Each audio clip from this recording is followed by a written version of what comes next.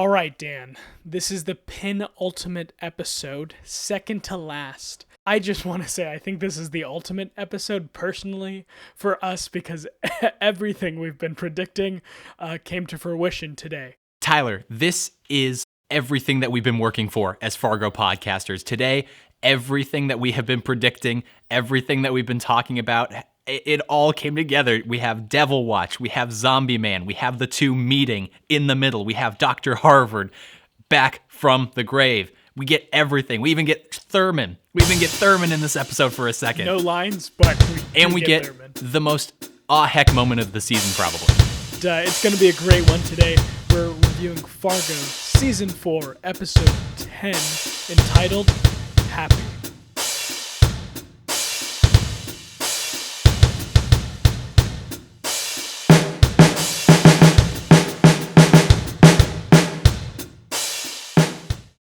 All right, before we jump into this recap of this very good episode, I really enjoyed it.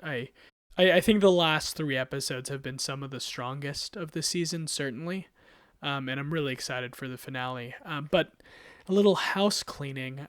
This is like one of our most viewed just podcasts / just anything on YouTube in general, and we'd love to keep the conversation going. In some sort of way. Fargo's ending next week, season 4 that is.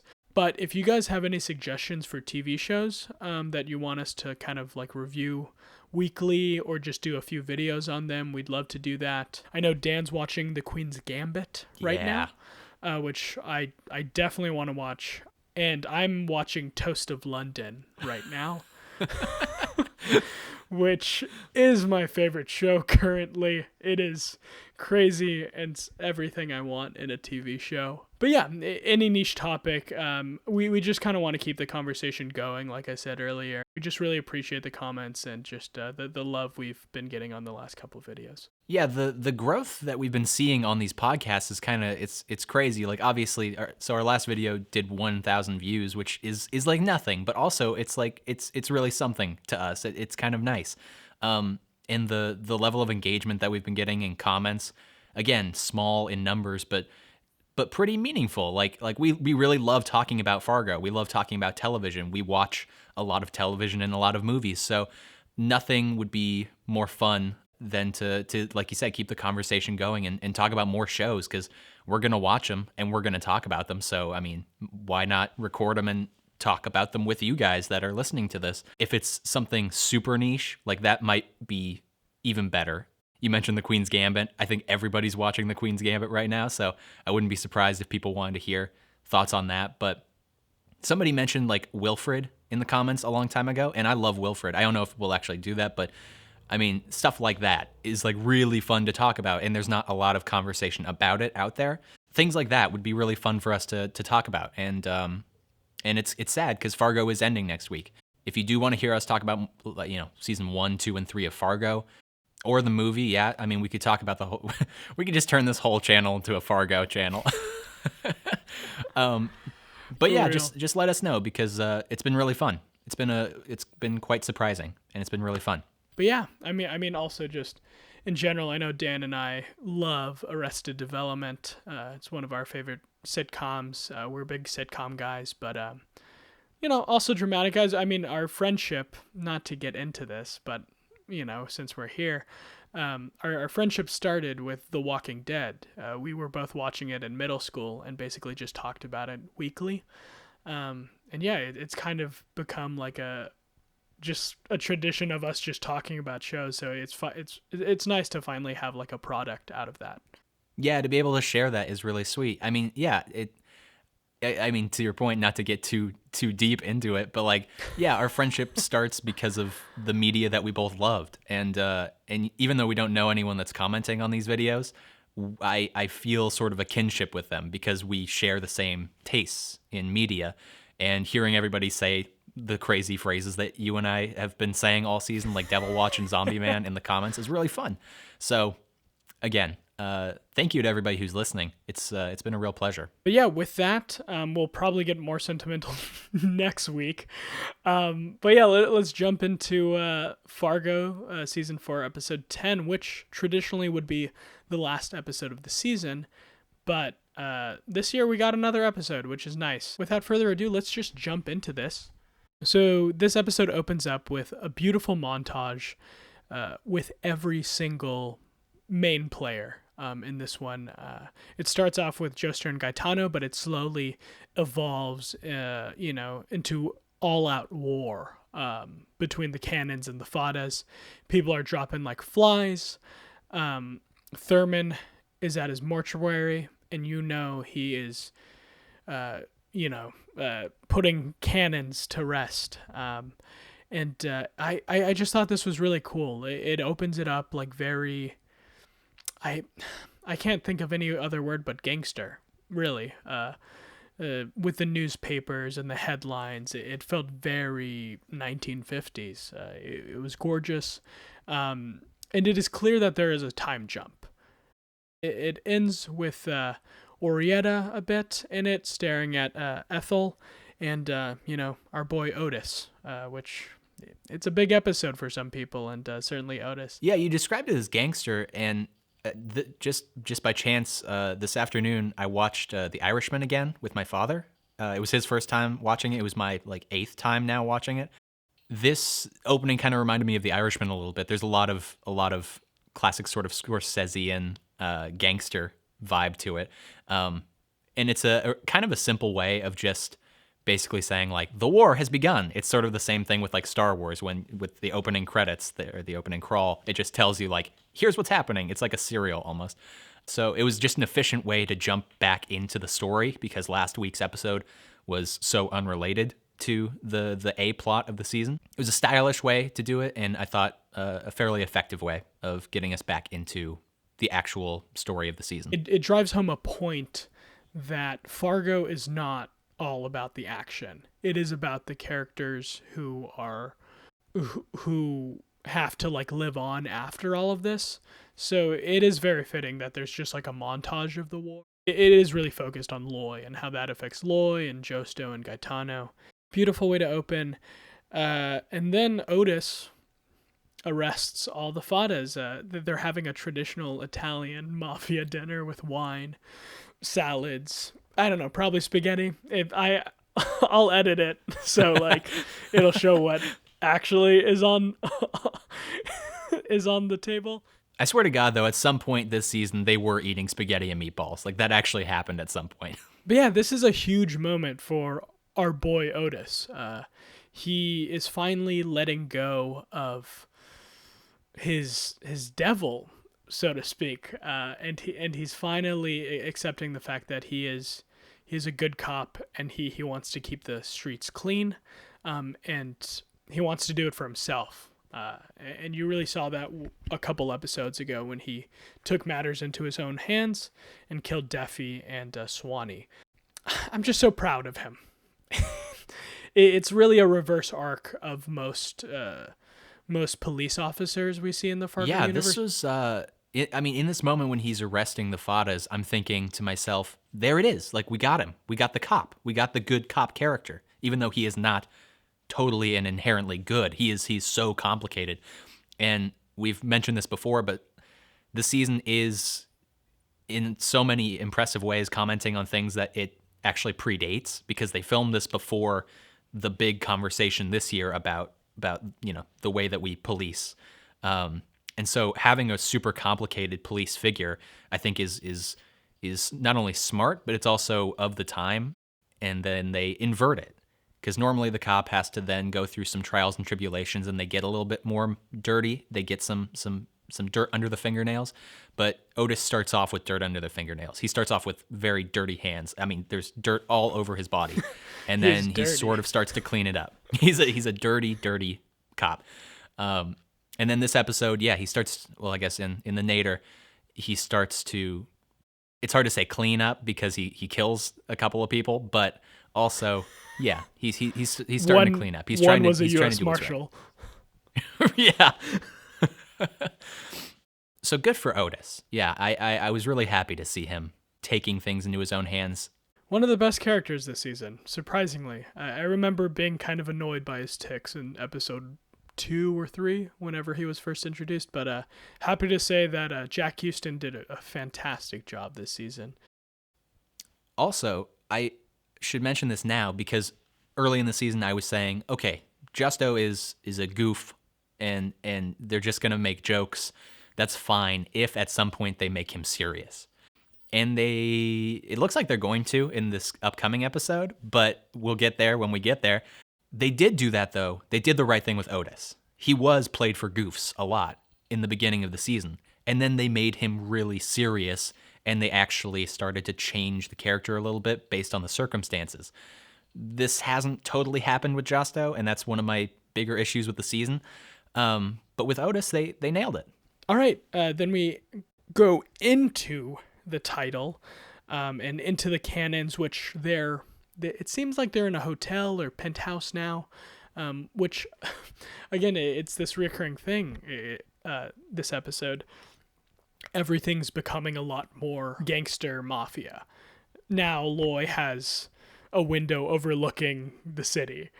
And then we intro to a character which we never predicted he'd show up, but they kept talking about Leon's cousin Happy, and he's finally in the show. And wow, what if he played Loy?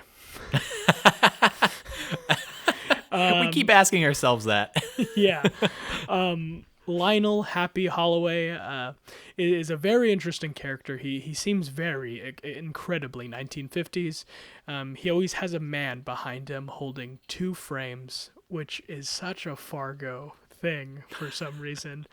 It seems like the Cannons are definitely losing the war. Loy likes the fact that he's an underdog, which is dumb. I really like Happy in this.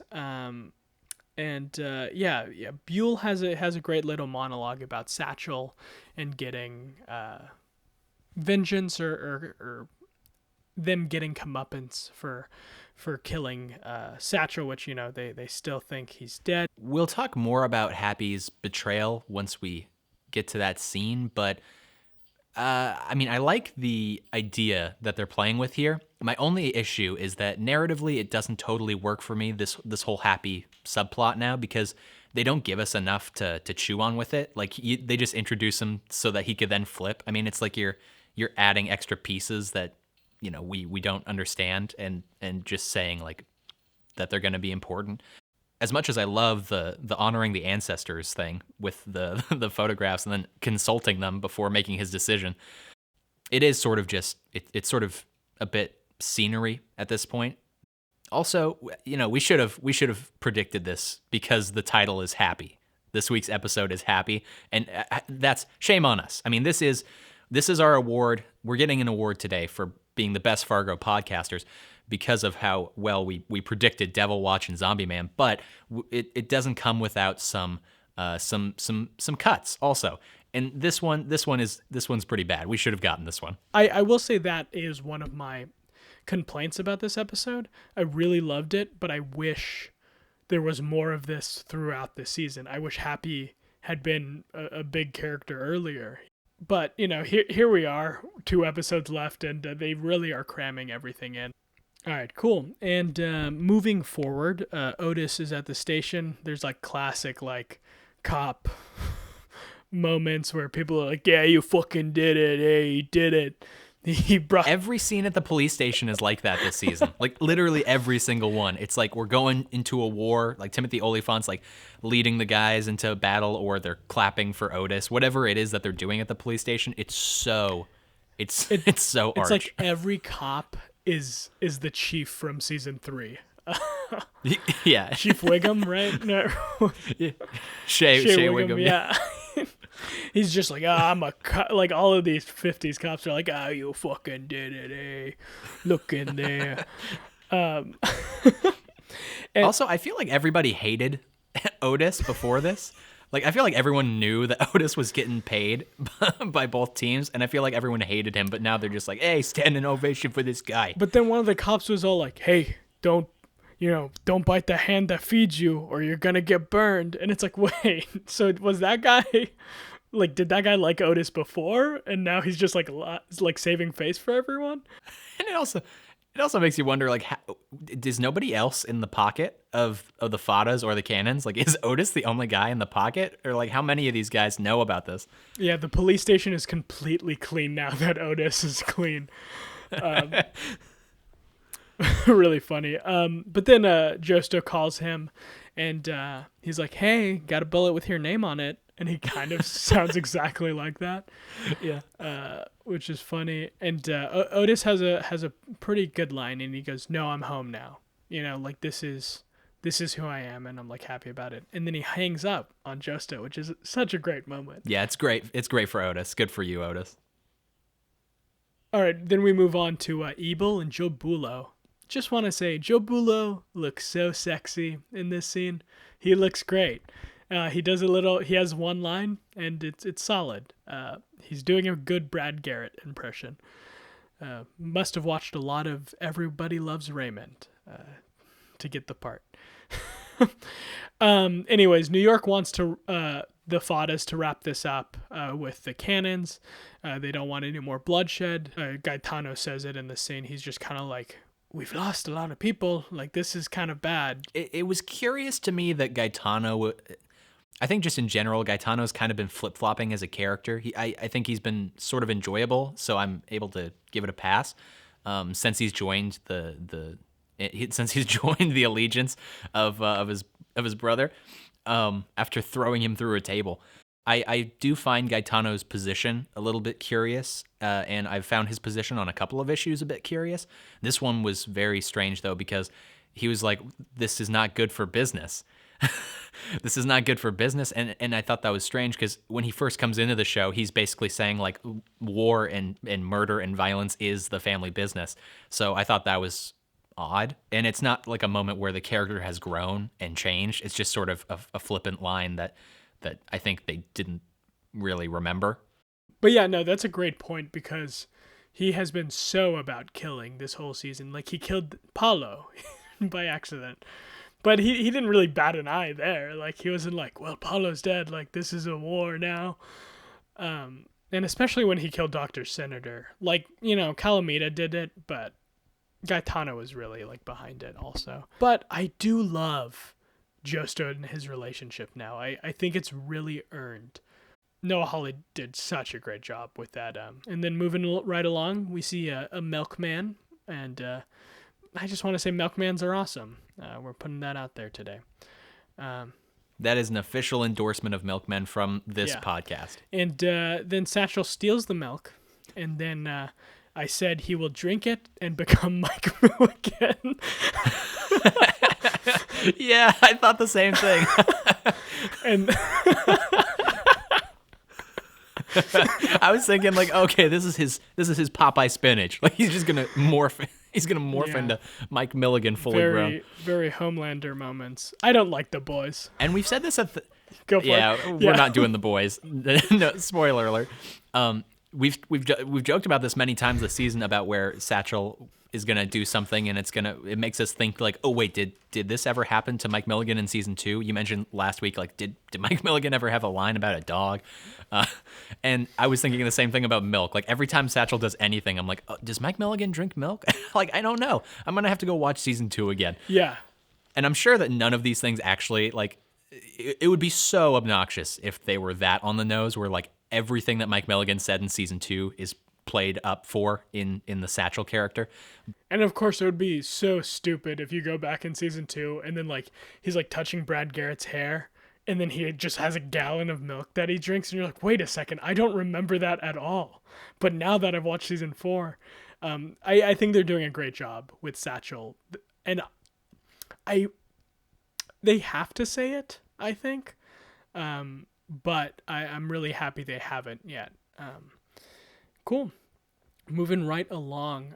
Ethel, she is smart, but she's looking through old newspaper clippings, which comes back later. And it's a really interesting scene because there's some intercuts with, like, Oraetta, like, in the computer. And it's, like, super cool and interesting. Like, Orietta's, like, always watching her.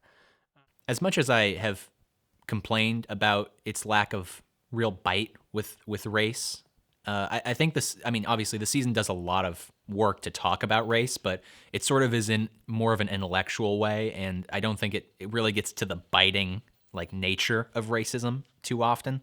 But it does do a good job of just reminding you how smart Ethelrida is despite the times and despite the disadvantage of being an African American woman at that time.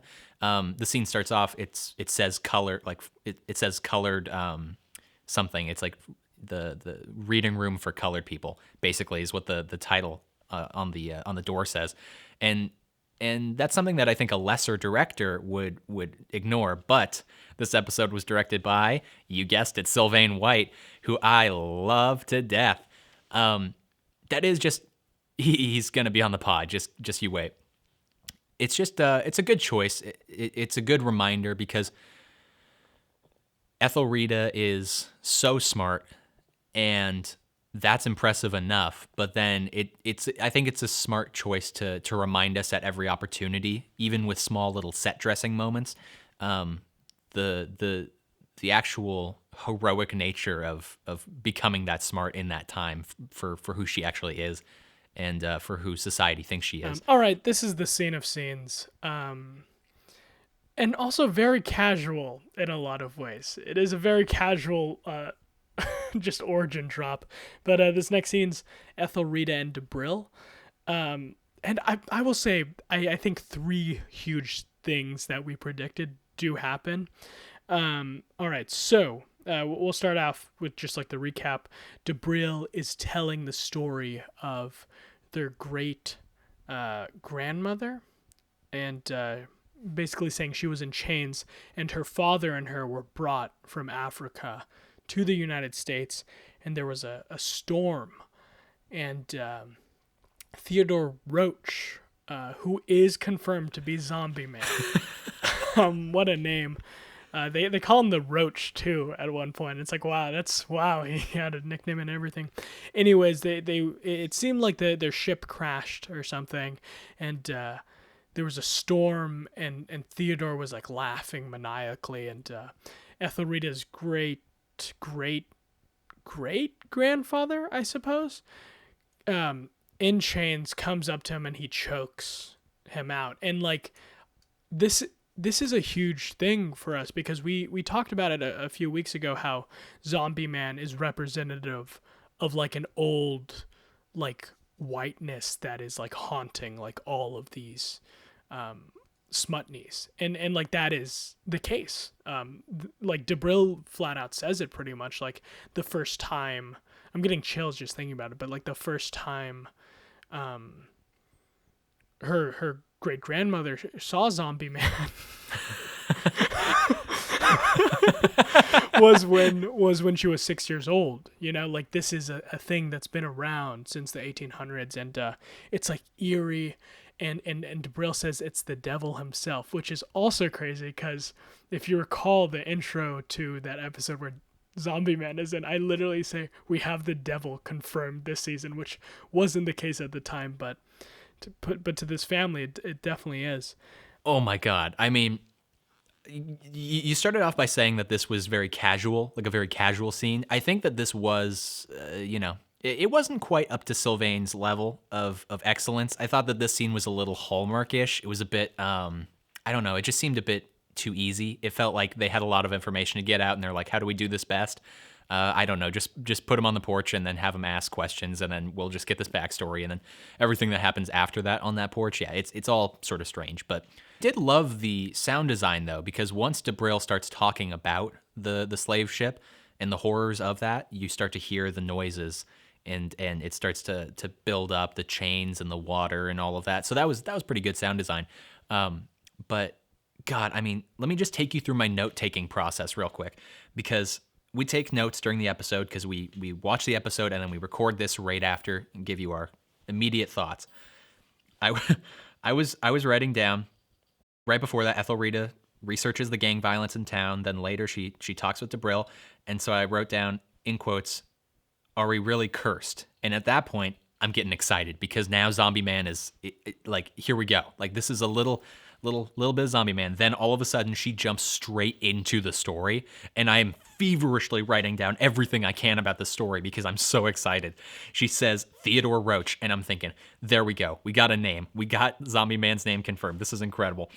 He was the captain of a slave ship. I mean, this is all of this is just to say that we are the greatest Fargo podcasters in the world.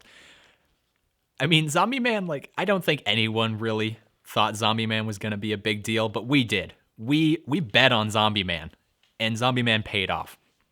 Just, I mean, there's two ways of looking at this. One is as us, and like who we are as Fargo podcasters, because I mean, this really was gratifying all season long, talking about Zombie Man and how, I mean, I even said that at some point Zombie Man and Oraetta were gonna fight, like in some way. They were gonna meet. Those two forces were gonna meet, and that literally happens. But so as us, this was so insane and so much fun. This entire episode was made for us. But then also just like as the story and as you know, rational podcasters just looking at the story, the best thing about horror cinema or horror television is social commentary. I think it's one of the like horror and science fiction are the two best mediums for talking about real big issues without being too on the nose or without scaring off certain audiences. And when horror movies or horror television shows deal with the repercussions of slavery and whiteness and things like that, it's incredible. And this is so good. It's, even though I feel like tonally there's been a lot of inconsistencies this season, going back and forth between like a haunting and a gangster show, I think that this does make me look back on it a little bit more favorably, because what it ends up being is not just a weird haunting. It's not just like a weird thing. It's the idea of African Americans being haunted by the past of slavery, which is an incredible comment and an incredible use of horror as a way of talking about this really important issue. And so for that alone, I mean, really, hats off. Good job. That's good work. I will say, this is a prediction, but I'll just say it now. I do think this is, after this episode, we're not going to see Zombie Man again. That was it. You know, that's my guess. I'd love to disagree, but I don't think I can. I think they really, Noah Hawley really gave us everything he had in this episode, and we want to thank him for it. Yeah, right. And moving forward, Oraetta comes guns a-blazing, really, over here. Debril has a funny line where she does say she has a shotgun, which is funny because Buell also has a shotgun to protect her kids and stuff. Just an interesting note there. She comes and she starts calling Lemuel Ethel's boyfriend. So I just thought that was weird. Like 2 weeks ago, 3 weeks ago now, I offhandedly said that, and like everyone's like, yeah, I guess it's kind of true. And we'll see where that goes. Again, I randomly guess This is why things. we're the best Fargo podcasters. And then this is where the real this is real shit. All right, it is Devil Watch. we're on it. Devil Watch. Devil Watch, baby. Oraetta is wild. When she comes in, I literally drop. cackled. Basically, Orietta's like, I want my stuff back. Like, I want the ring back. And then, like, Ethelrida's like, well, I'll tell the police about all this and that and the bottles of death. And I was like, oh, whoa, that's crazy. Oraetta says a really interesting line where she literally says, like, you better be careful, like, the devil's, like, gonna, like, eat you guys up, like, once, like, you go to hell or whatever. Like, it was just, like, a weird, like, whoa, like, fuck. She is fully calling on the devil, and in the same scene where Debril does say that Zombie Man is the devil himself also. So it's, like, it is, like, this weird intertwined connection between Oraetta and Zombie Man. Like we've been seeing this all season, and this really comes to a head this episode. And I think the most interesting stuff, besides the obvious devil watch here, is when Oraetta tells Ethelrida, no one's gonna believe you, even if you're right, nobody cares because of the color of your skin, basically. And she says the same with Lemuel, like, it doesn't matter.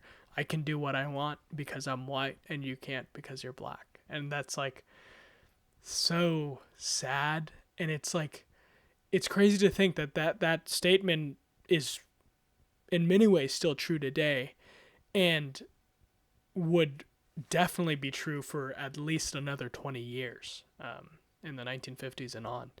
But yeah, great scene. And Jessie Buckley is so good this season, and I absolutely love her performance as the most despicable character this season. She's throwing 110 miles an hour in like every scene that she's in. She's going for it so hard. I thought it was weird that she came over and she was just like, because where we left her last time was like, oh, this is going to be death. Like, she's going to go kill Ethelrida. And instead she goes over and she's like, give me my stuff. And she's kind of, it was almost like comical.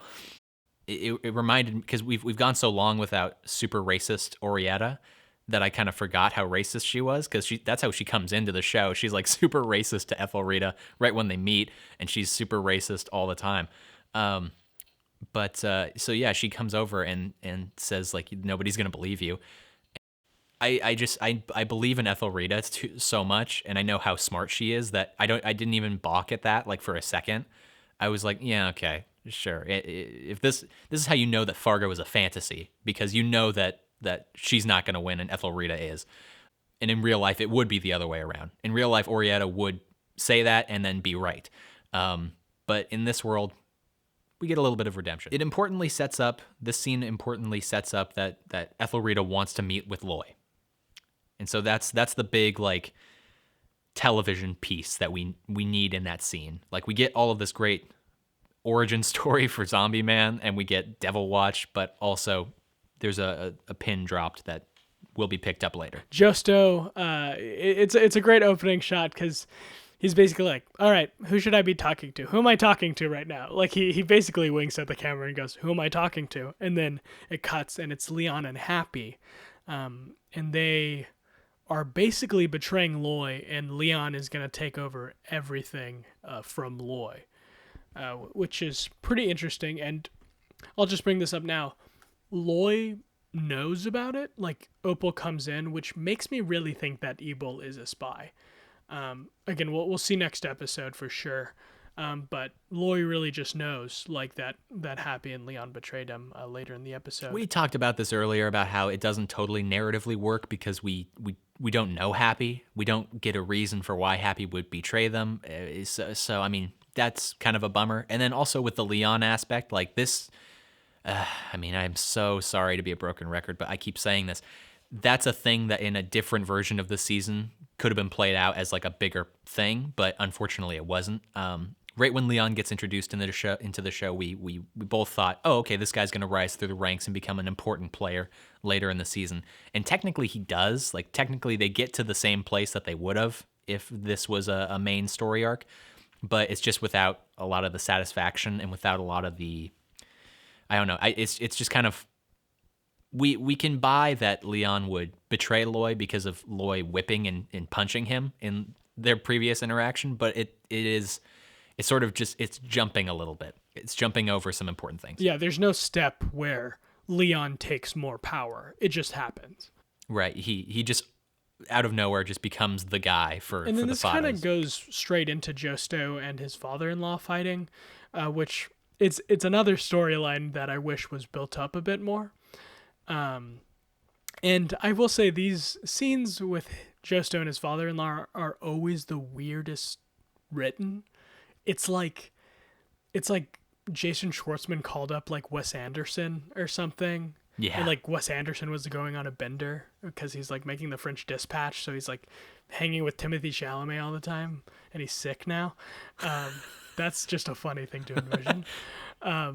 But like he's just like, fuck it, like I'll just like I make good movies, so I'll just like ghostwrite this thing and like just make weird like sexual puns and like weird just things in general.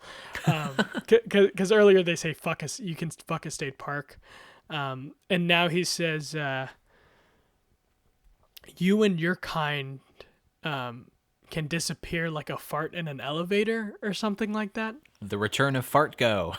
Fargo, we're back, baby. Episode 3 of Fargo. He wants to break off the marriage because everything's going pretty crazy with all the war stuff. And just like, no, this is like a perfect time to get married because like I'm going to end up on top.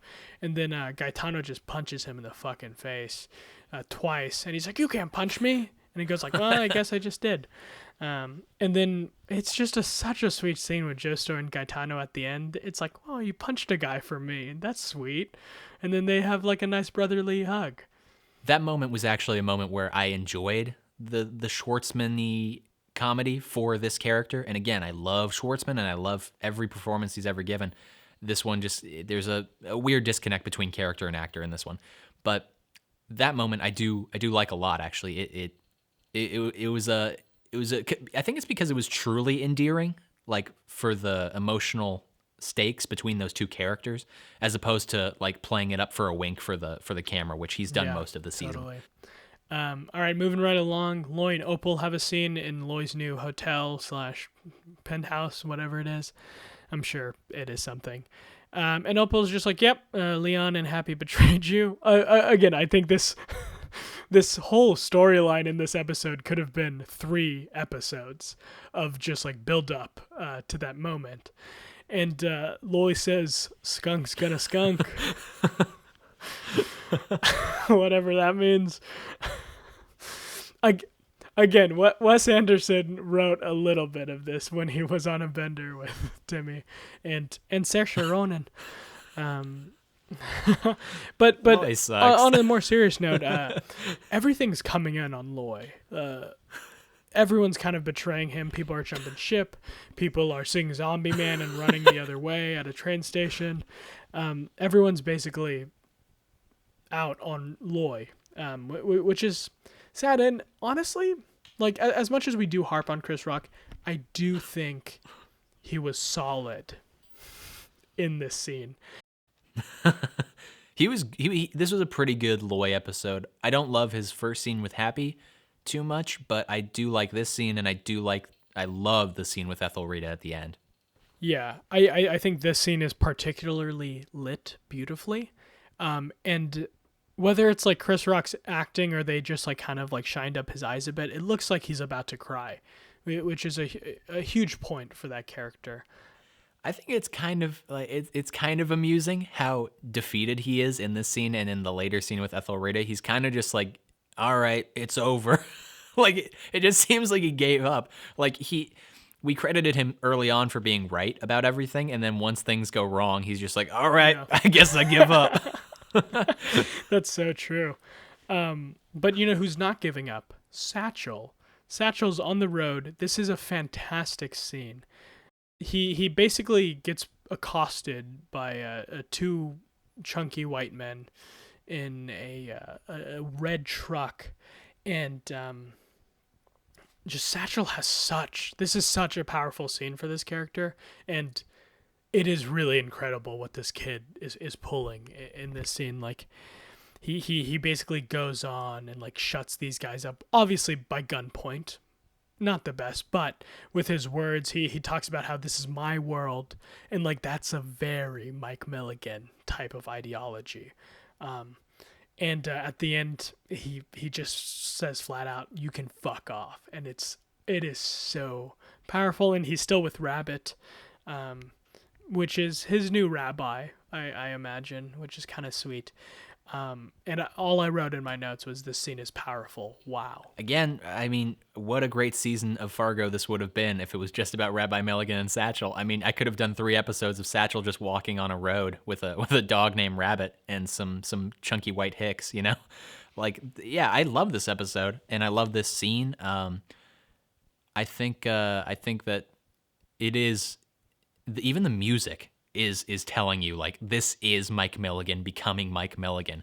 The music swells at the end of the scene. It's powerful and operatic, and yeah, it's a huge moment for Mike Milligan, saying that this is his world. It harkens back to his whole, like, wanting to be the king and taking things and building a kingdom. Yeah, my complaint was basically that Mike Milligan has the same drive and the same sort of I guess goal as Frank Underwood in House of Cards, which is basically, I want more power. And that's not really good enough for me, because I don't think anyone can totally identify with that, because it's like, well, why do you want more power? Like, why do you? Because I mean, that sounds silly, because everyone wants more power. Obviously, you want to be bigger and better at whatever it is that you do. So it's something that's easily taken for granted in story writing. I think you just have a character, and they do it with Loy this season also. Loy is just like, I'm doing things for more power, and I'm kind of just asking why, and like, why does this matter? So that was my big complaint with Mike Milligan. But now we know that it's because he has this deep-seated trauma from his childhood relating to his father and to the people that he's been with this season.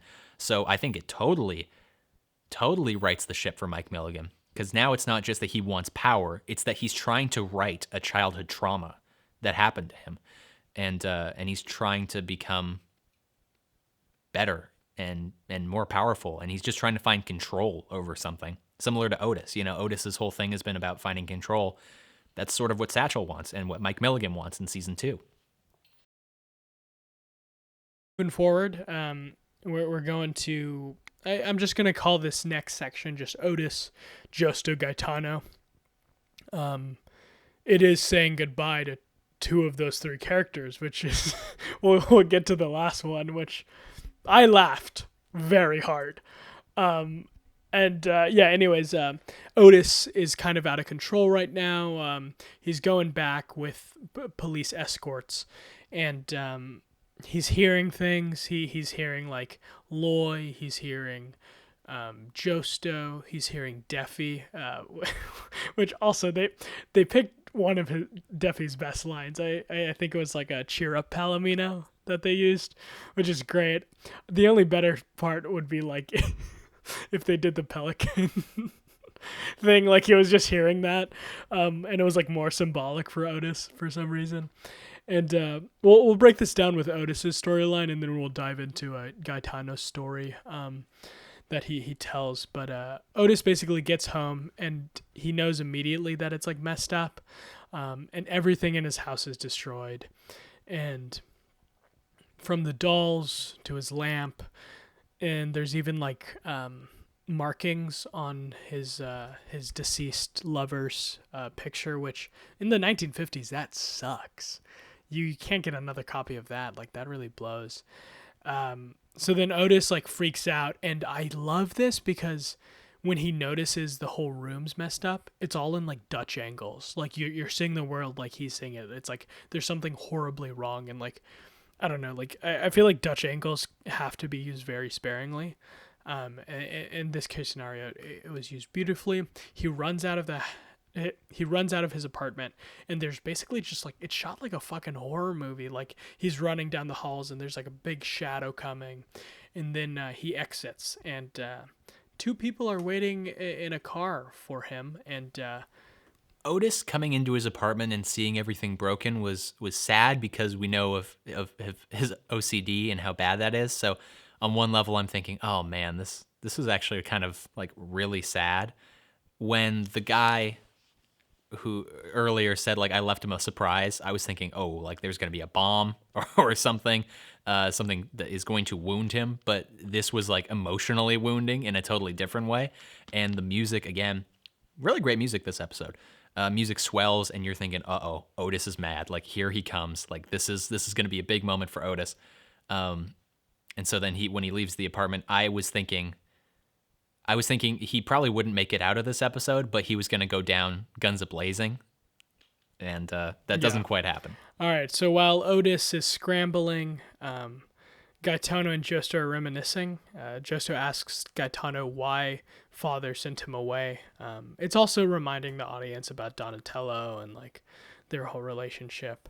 And it had something to do with a girl, which is a lot of fun. And Gaetano has this great story. We always harp on the stories, but this one was really beautiful. And to a character I didn't think we would say goodbye to. Honestly, I was pretty shocked.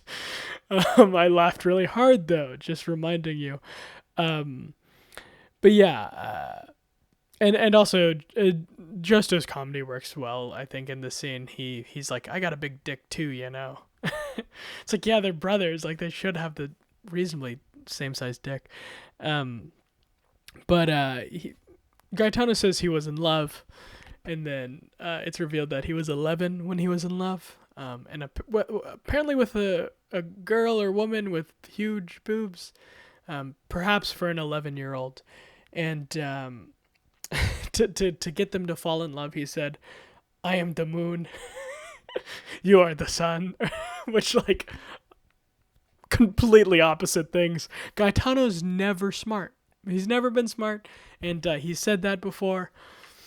And like last a couple of weeks ago when he said, "I am the ATST and you," no, he says, "I am the bull and you are the snake," which is just it's a nice callback for the character just overall. And then he talks about this guy Groucho, which I assume was like more or less like I didn't exactly catch the relationship, but I imagine he's related to the girl or like an uncle or something. And basically he's as big as Gaetano was like back then. Like he's as big as Gaetano is now, so that's just massive. And Gaetano either blinded him or killed him. And yeah, like it's a really interesting story, and it's kind of bookended by Josto going like, huh, so that's why you like got kicked out and were sent back to Italy. Just a really sweet scene between the two brothers, and that's something that really hit home this episode. And just Fargo brotherly love is what I wrote here. It was a very warm scene from two very cold characters, and I think a lot of that has to do with Sylvain White's direction. Again, just want to shout him out as often as I can. The shot of them hugging is really sweet, and I think it cuts to a shot of them outside of the car as well, hugging and embracing. And it's really warm. It's really nice. It's not what we expected. All season long, we were saying it's going to be Gaetano versus Justo, and one of them is going to kill the other one, and then whoever ends up on top is going to be, the last man standing until the end between the two rival gangs. So it's a nice curveball. It's a sweet curveball, because Fargo is a really sweet show as much as it is violent and horrible. So this was a really sweet moment. I like the story. I think obviously Fargo loves monologues. They love storytelling. But more than just that, I think whenever an actor has an opportunity to monologue or to storytell, it always ends up really good, for lack of a better word. Like the performance is always really strong on these stories and these monologues. And I'm not sure how that's so easily achievable for the show. Like every time someone gives a monologue, it's like, wow. Except for Loy, I guess. but it's almost always, it's like, wow, that was like really good acting. And I do think that on some level, when an actor knows that this is their last episode, they summon stuff from within themselves that they might not have otherwise been able to get to, because they know that they have to lay it all on the line. This is the last time that they ever get to show themselves as this character. And so when a character dies, it's supposed to feel inevitable, but also completely surprising. That's what screenwriting professors will tell you. And that's how it ends up feeling after the fact. But in that moment, when he's basically giving his "I'm about to die" speech, it doesn't feel like that. It just feels like a really sweet scene. And so it comes as a huge surprise what happens next. Yeah, because this entire episode has been building their relationship more so than it has been. And it should have been so obvious, but it's really not. Death that was going to be obvious is Otis. Otis gets in his car, and he's trying to start it. He drops his gun. He sees Gaetano approaching just like a fucking a devilish figure. There's a moment of just pure like peace, I think, from Odis. Like he knows. I think this is it. I think he knows he did the right thing. So like the consequences that are like about to come, he's okay with it, you know? Like again, he did kill a US Marshal 2 episodes ago. But he's changed for the better, and in this moment he hears his old lover and her singing, which works so well. I know we made fun of that scene kind of the first time, but it works really well here. And then it's like almost like the music swells and he's like, I've realized it, and then Gaetano just shoots him, and you're like, wow, that's it for Odis. Super dead. Great performance by Jack Houston, and really one of the best characters of this season. I mean, it's crazy that this is not the craziest part of this scene, but yeah, I mean, just in terms of shots, I mean, the shot of Odis in her lap is very striking. It's very beautiful. It's accompanied by the singing and accompanied by the stakes of the moment. It is peaceful. That's absolutely, I think you hit it perfectly. It's peaceful, and he is at peace because he knows he was doing the right thing. He was bringing in the bad guys, and he was becoming the good cop. And again, the show is so good with violence and with breaking and making tone, because it's peaceful, it's beautiful, and then the harsh reality of violence comes crashing in and just blasts him to death. And really hits hard. The violence in Fargo it's not stylish to be stylish. It's stylish to be even more violent and to be even more gross and upsetting. It really was painful. Like I felt those bullets hitting my chest, and the smile on his face too, as he's dying. It keys you into the fact that he's at peace. He's okay. This is the end of his character arc. It feels fully realized. I feel like they got where they needed to go, and I was really happy with the character. Josto says, "I hurry up, I gotta take a piss," because Gaetano's just like really looking at it, and I'm like, all right, Gaetano's gonna like dance or something, but no, Gaetano like starts to jog away. I can't keep it together. Oh my god. Gaetano starts like running away in his Gaetano way, and then he this is so messed up. And then he falls like he does in an earlier episode. Like he probably slips on snow or something, but unfortunately this time he was holding a gun. I can barely keep it together. He was holding a gun, and somehow the gun hits the ground in a way that gets underneath his chin and then blows his brains out at the same time. And I laughed so hard because it was that thing. It's like they built up the tension and then they finished it and it was done. And then another huge character just kills himself by accident. And I think I wrote, hurry up, gotta piss. And then I wrote, holy fuck, Gaetano kills himself. Wow. And you can just see clearly he wasn't the brains because his brains just start coming out. And then Josto's just in disbelief. He's like the audience. He's like, what? Like he's like, wait, like what? And we didn't mention an aw heck moment last week, but like, we'll just say this is the perfect aw heck moment. It is so classically Fargo. It is a moment of like literally the baddest ass in the room dying in the stupidest way, you know? Just 2 episodes ago, he took out a lot of the Fargo Mort Kellerman syndicate. But now he's just reduced to nothing after he just trips and kills himself. In my notes, I wrote Gaetano shoots himself in the head, ! Aw heck. I mean, yeah, that's the aw heck moment of the week without question. I mean, it's oh yeah, no, for sure. Ah heck, this is the award winner for ah heck.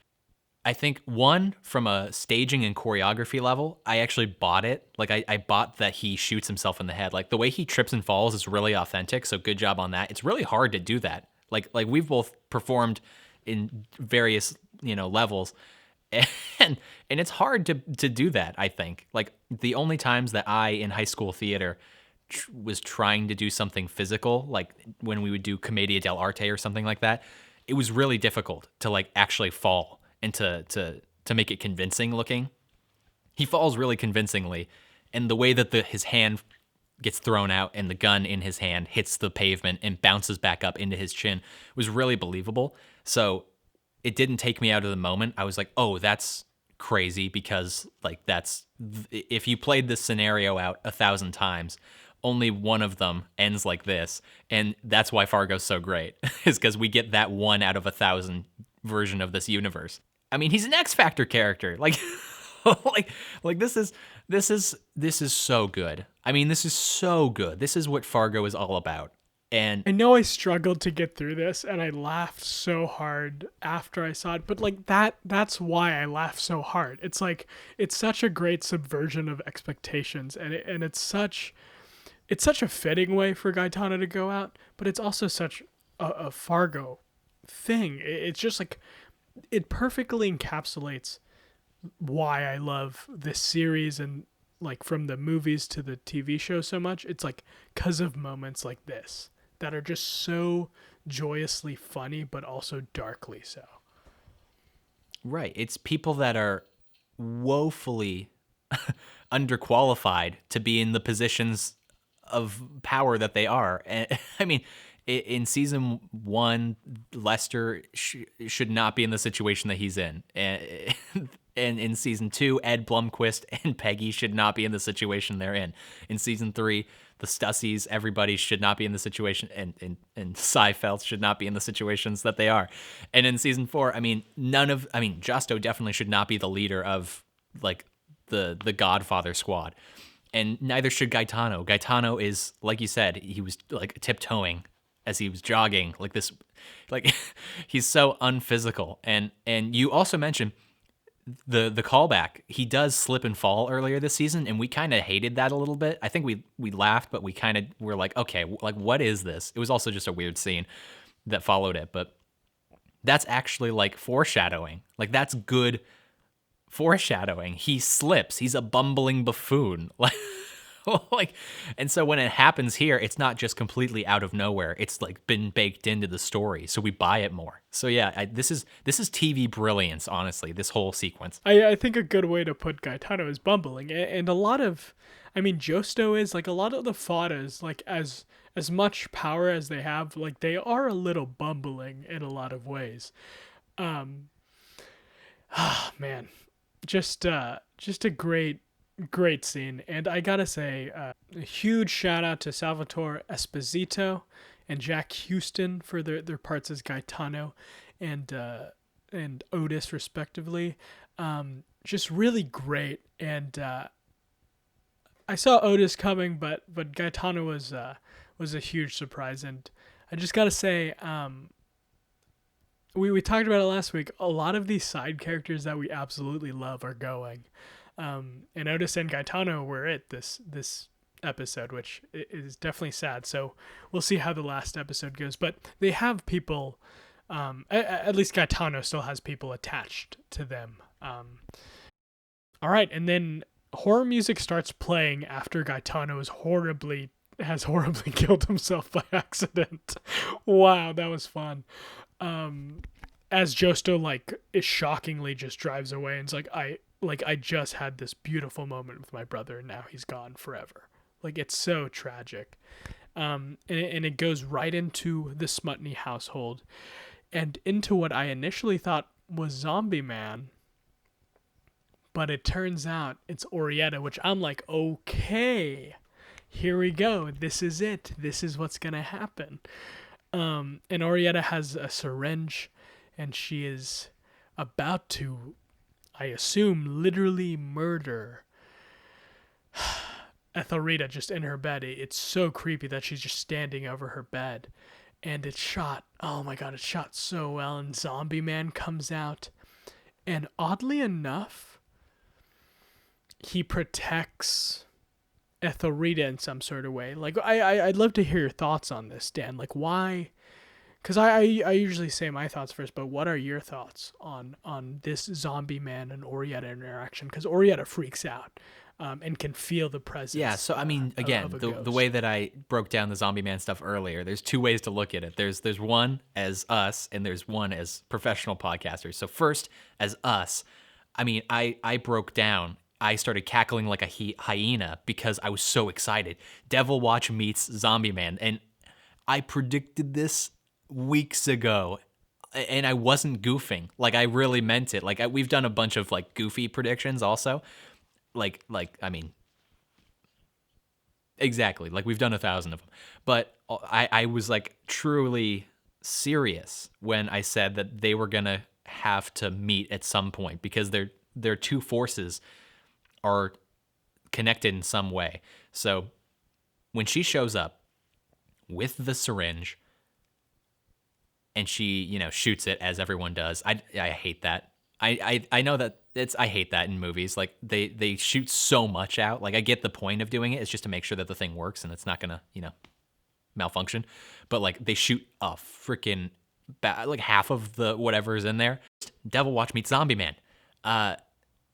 She pulls out the syringe and she squirts it, and I think we all thought the same thing. There's only one thing that can stop her, and that's Zombie Man.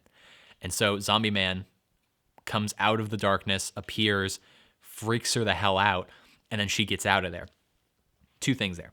One, Sylvain White has directed the most of Zombie Man this season. He directed The Nader, which is where we see Zombie Man in full, you know, he was fully out and about.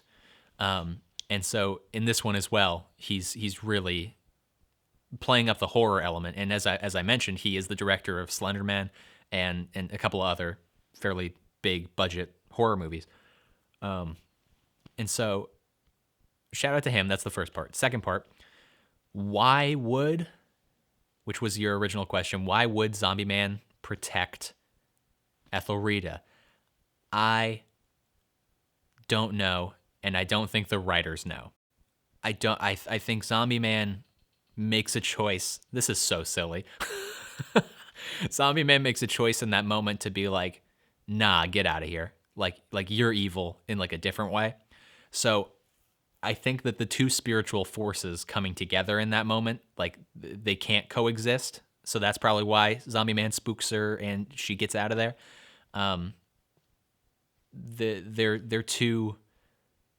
They're both monsters, but they're different kind of monsters, you know?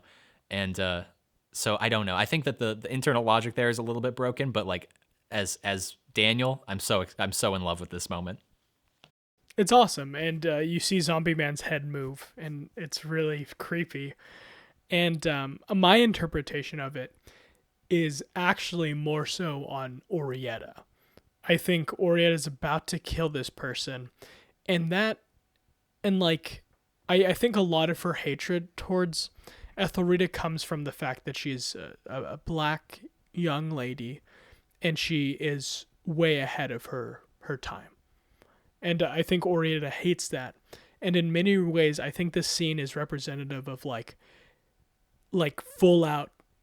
I'll just like compare like modern day like racists and stuff. So like it's comparing Zombie Man to like an Adolf Hitler full out Nazi figure, while Oraetta is merely, and I say merely, very like, these people are fucked up too, but it's very different than what the Nazis did. She's more or less like a neo-Nazi, right?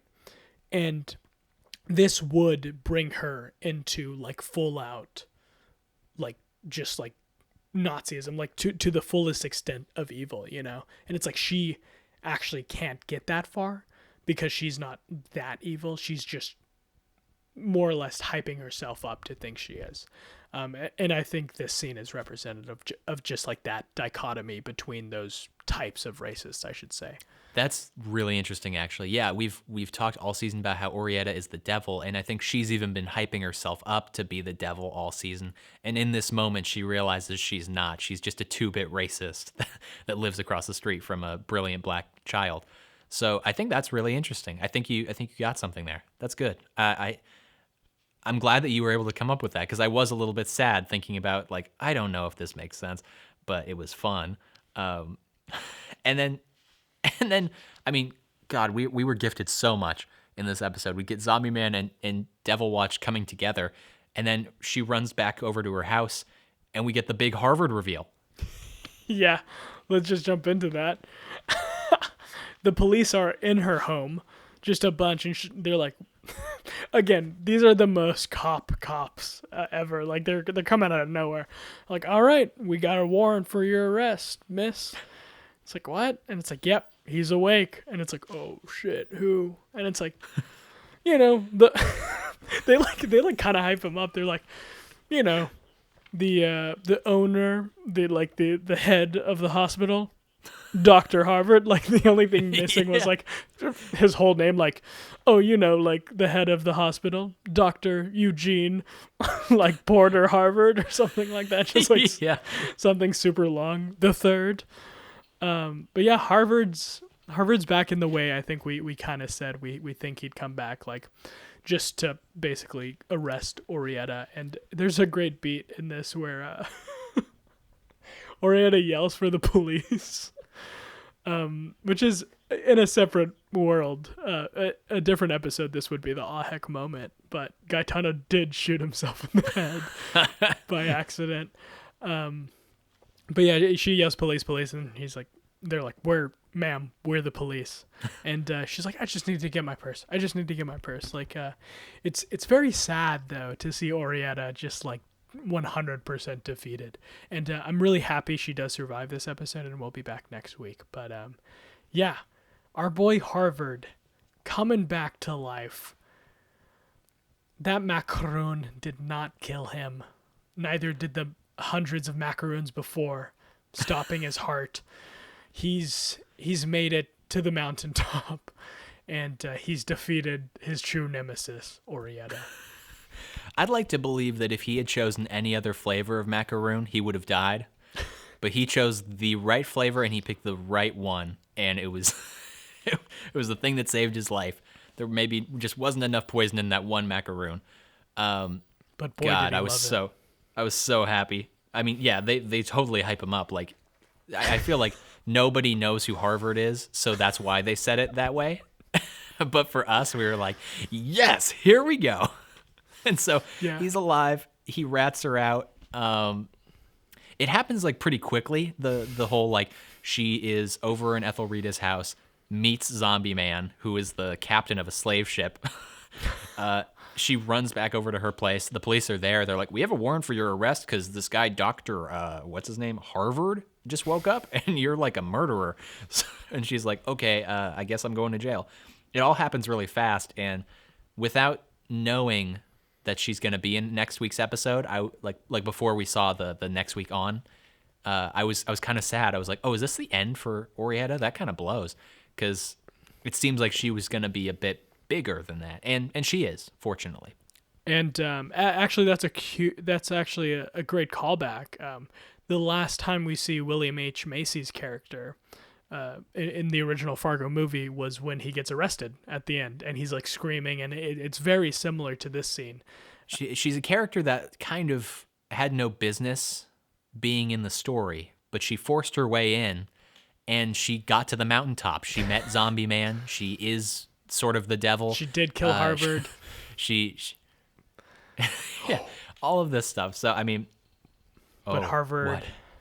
Okay, this is crazy. Okay. Do we have a new devil watch? It's clear that Oraetta is representative of the devil, but you know who is representative of Jesus Christ, who died and came back to life? Dr. Harvard.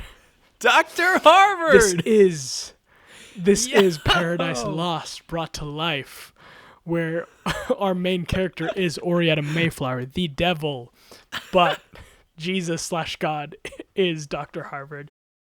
Ethel goes into Loy's hotel, whatever, penthouse, whatever it is.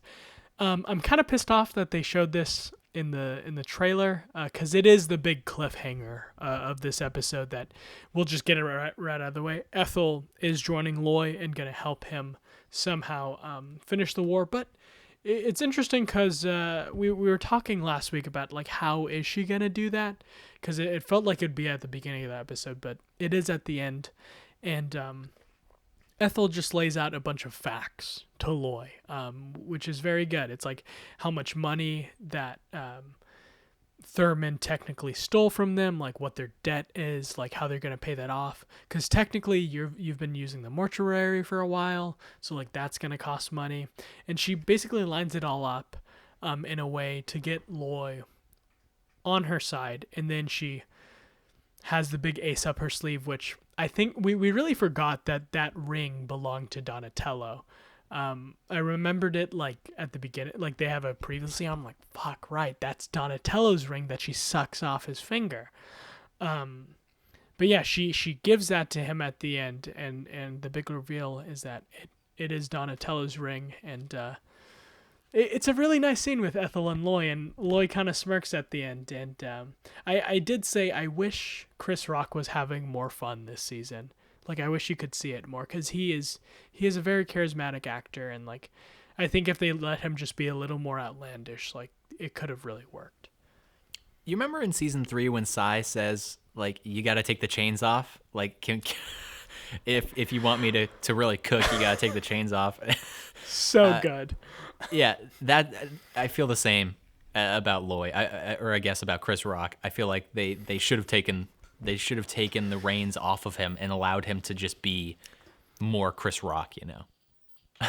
I was gonna jokingly say, like, I wonder how Chris Rock felt that day leaving the set after a 17-year-old girl outacts him, but he's not outacted, so I can't really say that. I thought he was good in the scene, but I mean, I thought both performances were really terrific. It was a scene that, because we knew was coming because of the next week on, I was kind of checked out of at the beginning, and then it actually sucked me back in. Again, I think just wonderful direction from Sylvain White. I think just 2 really good performances, and the way that they sort of circumvent the issue until the very end was good. She speaks French, and she's like, that's not a real painting. And then Chris Rock has actually one of my favorite lines of Loy Cannon's this season, which is basically, yeah, I know it's not real, because I saw it in a paper or a magazine, and I had somebody make a fake for me because it made me look like a badass. I love that. That's hilarious. I wish there was more of that for Loy Cannon. But the scene is really good. And then at the end, we get the big reveal that, yeah, it is Donatello's ring. And so Oraetta will be playing a part in this upcoming episode. Ethelrida is going to use her to her advantage, and the connection that she's had with the Faddas and with Donatello and with Josto. So a very good scene, a good cliffhanger. And it's really interesting because I feel like this episode certainly steers the season into like a big climactic end, certainly, but also it's that thing we always talk about in Fargo, like off mic, I guess, about how it's always like a murder at the beginning of the season that plays a huge role throughout. And like we were kind of confused by it in the first episode this season, but it's clear now that it's Donatello's death and Orietta's hand in that, which is really interesting because usually it's like a Lester or a Peg and Ed, or like I guess it would be Ray and Emmett both eventually accidentally killing someone, but like this is like incredibly purposeful and something that Orietta's used to. And for the last time this season, let's talk some predictions. Well, I think the thing I really am interested in, more so than just predicting what's going to happen next week, is what we need for this to be to stick the landing. I think all season we've talked about how it's kind of up and down. It's a little bit messy here and there. It's more novelistic than it is television and movies, so there's a bit of a difference between this and the other seasons. All of that stuff, obviously in the back pocket, but what do we need? Like, more so than just like what do we think will happen? Like what needs to happen for this to really be great, to be a great season of television, despite all of its sort of messiness early on. And for me, I think we got the culmination of Devil Watch and Zombie Man, so that's out of the way. And because we have so many characters that are now dead, Gaetano is dead, Odis is dead, Deafy is dead, Swanee is dead, so many other characters are dead. I need an emotional catharsis of some sort with Loy Cannon. I need something from Loy Cannon in this last episode. Because the biggest problem this season is that Loy Cannon is set up as kind of the guy for this year, and at no point do I ever buy into him. I never loved him. I never really deeply connected with him. He keeps saying that he wants more power and that he's a family man, and then he really isn't, and he kind of sucks at getting more power. I don't know. He's not been fantastic, so they need to do something in this last episode with Loy Cannon to make me fall back in love. And I think, now jumping into an actual prediction, I think they're going to give me it. And I think I predicted this. I might have predicted this in the first or second episode of our podcast. I think Satchel's going to kill him. And that would give me everything I need. Because Satchel's going to have to play some sort of big part in this last episode, because they gave him sort of like a big setup into what becomes Mike Milligan. So I think he had sort of he had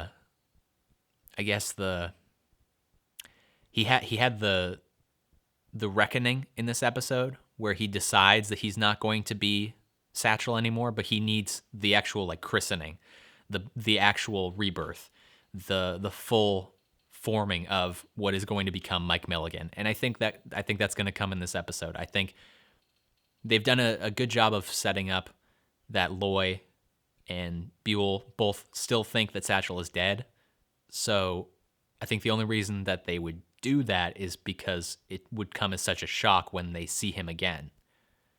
And when they see him again, I think he's going to kill Loy. Definitely. I mean, that's a great want and prediction.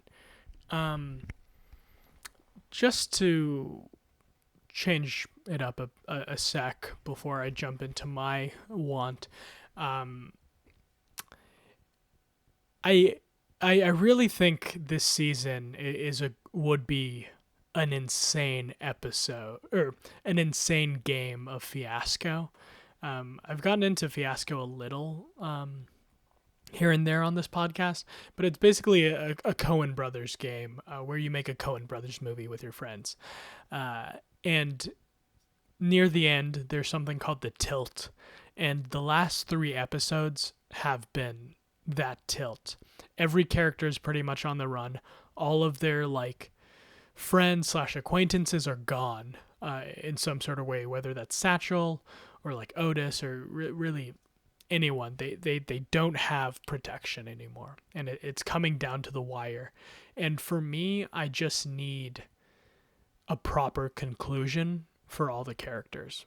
And I know that's like cheap to say, but like I just mean in the fact that like I'm happy wherever they go as long as it fits their story. Like I would have loved to see Odis in this last episode, but I think this is a perfect place to end his story. And same with Gaetano, shockingly. I really thought he was going to make it, but I think this is a perfect interpretation. So whether that be Ethelrida, telling the story to bookend the show, like I think that would be great. If it's something like Josto and Loy never actually getting that final confrontation because there's so much other things in their lives, whether that be Satchel or like Ebel for Josto, like I'm fine with that too. And throughout this, I'm saying like I'm fine with this. These are kind of my predictions in some ways. And I think my biggest thing is I need Thurman. I need something with Thurman. Just one thing with Thurman. But again, we've harped on this all season. Devil Watch, Zombie Man. I think this is it for that. And like it's something like I've held pretty dearly this whole season and I've absolutely loved. But I think this was the culmination of it. This episode feels very finished with Otis, Zombie Man, and Devil Watch. Like it feels like it's coming to an end. And something Fargo does at most seasons is episode 9, the crazy things happens, and then that's it. You know, whether that's the bowling alley or, you know, the UFO in season 2. It comes to an end because at the end of the day, Fargo, again, I feel like I've said this in an earlier podcast, but Fargo has all the mystical weird stuff in it, but at the end of the day, it's about family, and it's about like just coming home at the end and being like, wow, that was a heck of a day, huh? You know, or a heck of a week, or a heck of a couple years, but like at the end of the day, you're going home and you gotta relax, take your shoes off, enjoy your mortuary, have a piece of pie or something, but something sweet, you know, to bring it to a close. That's really well put. And that's why I think, to all of your points, either the last scene or the second to last scene is actually going to be Thurman and Ethelrida. I think just sitting on the porch, Thurman will come out for the first time and say something, you know, that because he hasn't had a line in like a couple of episodes. But I think he'll come out on the porch after basically what was a crazy day, as you said. And he'll just be like, I guess everything's going to be okay in life, you know? And then I think the season will end with Ethelrida telling the story. And I think that's a powerful thing. One more thing I need is I need the new Kansas City mob to be born as well. We need the players to come in and stand atop the graves of all of these insane characters that we've spent a whole season with. I was expecting a little bit more to happen at this point. I was expecting some characters from New York to be a little like defined, so that at the end, when they stand on top of Justo and Loy's graves, it sort of means a little bit something. In line with this prediction, I think of one of my favorite books, which is Things Fall Apart by Chinua Achebe. And the end of the book is really dark. I don't actually really want to spoil it. I'll lightly spoil it because it is one of the most fantastic books I've ever read. But the ending is really dark. It ends with the character's death, and then it's about a guy, Okonkwo, and he's in an African tribe, and white missionaries come in and wreak havoc, basically. So that's what the story's about. So the end of the book is a character's death, and then one of these white missionaries basically saying like, huh, this guy's dead. That's interesting. This'll make a good page of my book that I'm writing. And then he pauses and he's like, or maybe a paragraph. like he he belittles the entire story, and it becomes a big question of like who writes history and all of that. So I think that actually could be really powerful also if everybody dies and then these random people from New York come in and they're like, we're in charge now. It sort of just belittles the work that's been put in all season. It's like we've watched these characters' lives and their trials and tribulations, and then at the end it's just like, wait, what? Who gets to be in charge? That's so unfair. And you said it really well, like all of that when you said, but like we've really seen their lives, like from Otis to Ethel. Like we really, more so than any other season, we really see like the nooks and crannies of like everyone's life. It's really interesting, and it's super detailed, and why I think a lot of people have a problem with this season. It's slower. There's not everything necessarily ties together, which of course when you're writing a screenplay, when you're coming up writing, like everyone's like everything in your script needs to matter, and it's like this season it doesn't, seem like that too much. Like a perfect example is Rabbi Milligan's father reappeared last episode as like, I think I said Artemis Fowl looking motherfuckers. He was one of them. So there are a lot of loose ends, and I certainly don't think they'll be tied up in a nice bow, but I think our main characters will be in some ways. And that's what Fargo always does well. And yeah, right before we end, let's play a little game of do you think any Fargo characters from previous seasons or movie will appear in next episode? I mean, we gotta hold out hope. We've been really good with predictions, so maybe if I just say this out loud again, it'll come to fruition. And is there a chance that we see baby Kitchen Brothers? I mean, like, come on. I hope we don't, because that's stupid. But also, I also predicted that Zombie Man and Devil Watch were gonna fight it out. So, and that happened. And I hope we don't see a 9 months later where Orietta's giving birth, and she's on her birth bed or whatever, and she's like, someone says like, oh, it's a boy. It's like, what should we name him? And then she goes, Lorne. Or even better, Cy Feltz. Oh, wow. Oh, my God. Could you imagine if she was Cy's mother? That might make all the sense. Yeah. No, but I think truly if we're going to see anybody, we might see a young version of the Alan Arkin character. Or yes. Was it, sorry, Adam Yeah, Arkin? Adam Arkin. Yeah. I don't know. The brother of. He was in a very short amount of season 2, but maybe we'll see like him. That would also be kind of tough to just like, you'd have to name drop him, but they do that in season 2 at the end. Also, they're like, I bet you're wondering why I'm naming you Tripoli. And everyone's like, oh, okay. I guess that's the guy from season 1. Okay, write that down.